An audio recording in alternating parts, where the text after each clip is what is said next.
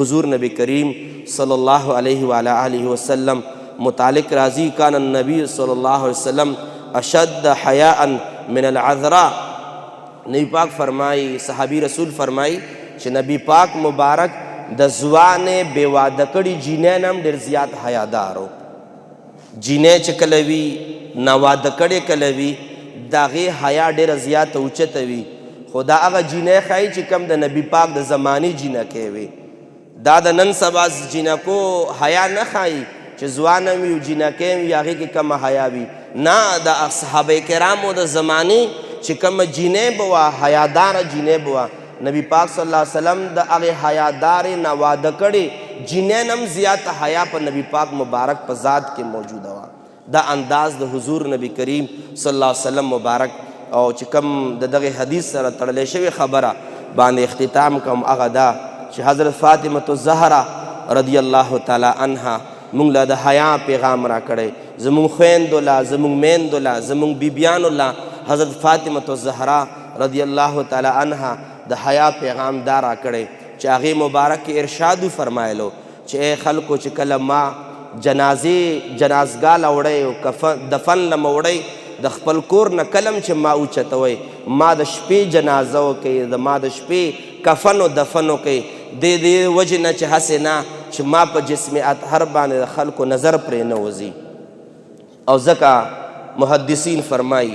قیامت په ورځ باندې چې حضرت سیدتنا فاطمة الزهرا رضی الله تعالی عنها مبارکه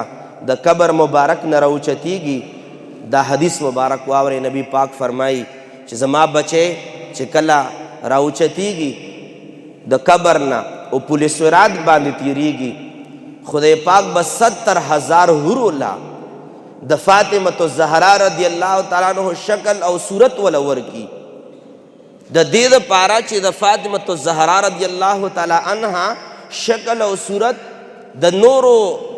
حورو ته میلاو شي. نو دا مبارک او په مینځ کې وي، کله چې پل صراط باندې تیریږي چاته به دا پته نه لګي چې په دې کې فاطمة الزهرا رضی الله تعالی عنها کومه یوه ده.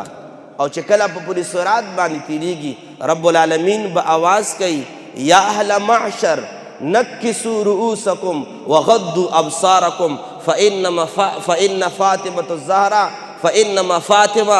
بنت محمد تمر علی الصراط. ارشاد فرمائی رب العالمین به آواز کوي اے انسانانو د محشر انسانانو خپل سرونه ټیټ کوئ، خپل سترګې پټې کوئ، ځکه چې فاطمه بنت محمد په پل صراط باندې تیریږي.